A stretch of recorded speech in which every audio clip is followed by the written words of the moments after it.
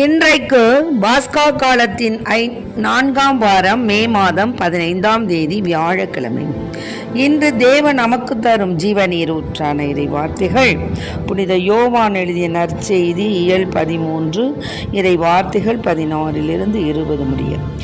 அக்காலத்தில் சீடர்களின் பாதங்களை கழுவிய பின் இயேசு அவர்களுக்கு கூறியது, பணியாளர் தலைவரை விட பெரியவர் அல்ல, தூது அனுப்பப்பட்டவரும் அவரை அனுப்பியவரை விட பெரியவர் அல்ல என உறுதியாக உங்களுக்கு சொல்கிறேன். இவற்றை நீங்கள் அறிந்து அதன்படி நடப்பீர்கள் என்றால் நீங்கள் பேறு பெற்றவர்கள். உங்கள் அனைவரையும் பற்றி நான் பேசவில்லை. நான் தேர்ந்து கொண்டவர்கள் யார் என எனக்கு தெரியும். எனினும் என்னோடு உண்பவனே என்மேல் பாய்ந்தான் என்னும் மறைநூல் வாக்கு நிறைவேறியாக வேண்டும்.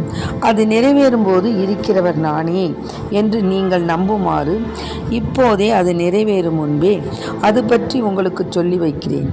நான் அனுப்புகிறவரை ஏற்றுக்கொள்பவர் என்னையே ஏற்றுக்கொள்கிறார், என்னை ஏற்றுக்கொள்பவர் என்னை அனுப்பியவரையே ஏற்றுக்கொள்கிறார் என உறுதியாக உங்களுக்கு சொல்கிறேன். ஆண்டவரின் அருள்வாக்கு.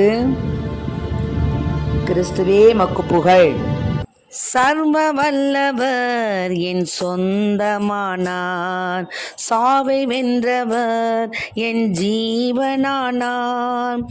சர்வ வல்லவர் என் எஜமானன், சாவை வென்றவர் என் மணவாளன். இது அதிசயம் தானே, ஓஹோஹோ இது உண்மையும் தானே. இது அதிசயம் தானே, ஓஹோஹோ இது உண்மையும் தானே.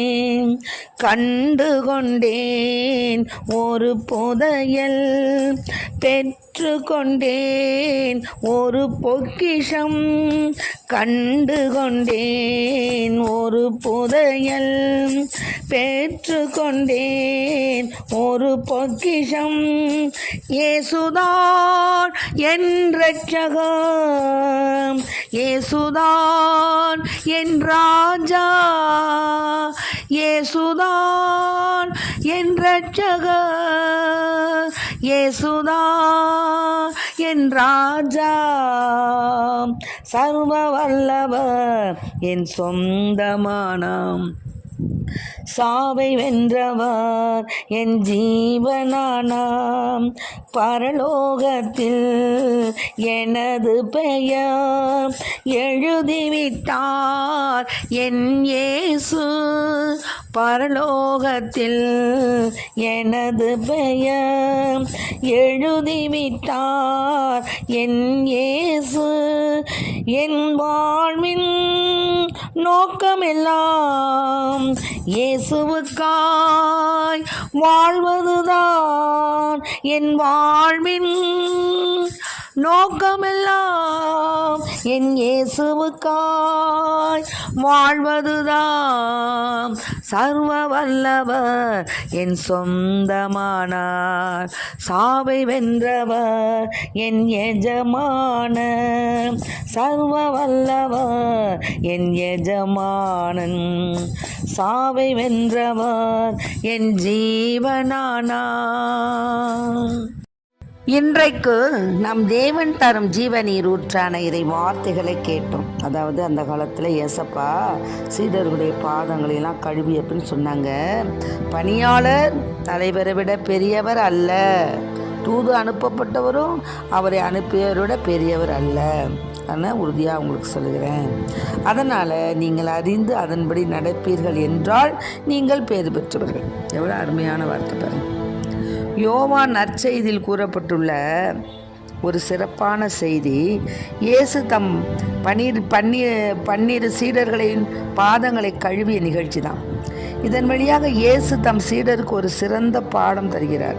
அதாவது சீடர்களும் இயேசுவின் முன்மாதிரியை பின்பற்றி பணிவுடன் பிறருக்கு சேவை செய்ய வேண்டும். ஏனெனில் பணியாளர் தலைவனை விட பெரியவர் அல்ல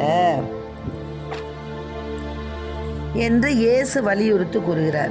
இயேசுவின் தியாகமிக்க பணிவாழ்வுதான் திரு அவைக்கு பெரும் சவாலாக விளங்கி உலகில் இறையாட்சி மலர பெரும் துணையாக விளங்க வேண்டும். பிறருக்கு சேவை செய்வதில் திரு அவை சிறந்து விளங்க வேண்டும். அதனால தான் நம்முடைய சென்ற பாப்பரசர், மறைந்த நம் பாப்பரசர் அநேக கைதிகள் இன்னுமாக பல்வேறு அமைப்பில் உள்ள, அதாவது எதுவுமே அவங்கள நினச்சி கூட பார்க்க முடியாமல் கீழ்மட்டத்தில் இருக்கக்கூடிய அனைத்து சகோதர சகோதரியுடைய பாதங்களையும் அவர் கழுவினார். அதான் இயேசு சொன்னதை அவர் செய்தார்.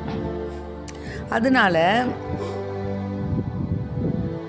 இயேசு தன் மதிப்பு அதை பற்றி அவர் கவலைப்படலை. நாம் பணியாளர் தலைவரை விட பெரியவர் அல்ல.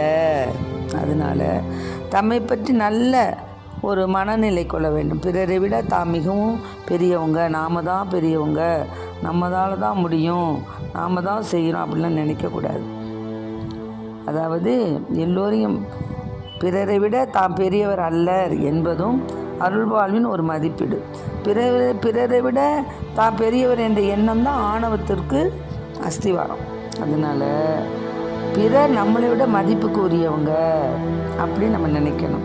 அதனால தான் எங்களை உமது பணியாளர்களாக ஏற்றுக்கொண்ட இயேசு ஆண்டவரே, நாங்கள் உம்மை பின்பற்றி பிறருக்கு பணிவிடை செய்து வாழ்வோமாக என்று நாம் இறைவனை வேண்டி, நாம் நம்மையே பெரியவர்களாக நினைப்பதை விட தன்னை தாழ்த்துபவர்கள் உயர்த்தப்படுவார்கள், தன்னை உயர்த்துபவர்கள் தாழ்த்தப்படுவார்கள் என்ற அந்த சிந்தனைக்கு நாம் ஏற்றவர்களாக, நாம் எல்லாவற்றிலும் எல்லோரையும் விட கடைநிலை ஊழியர் என்ற ஒரு நிலையை நாம் மனதில் இருத்தி மற்றவர்களுக்கு நம்மாலான உதவிகளை செய்ய இறைவனை மன்றாடுவோம். ஆமென். Praise the Lord.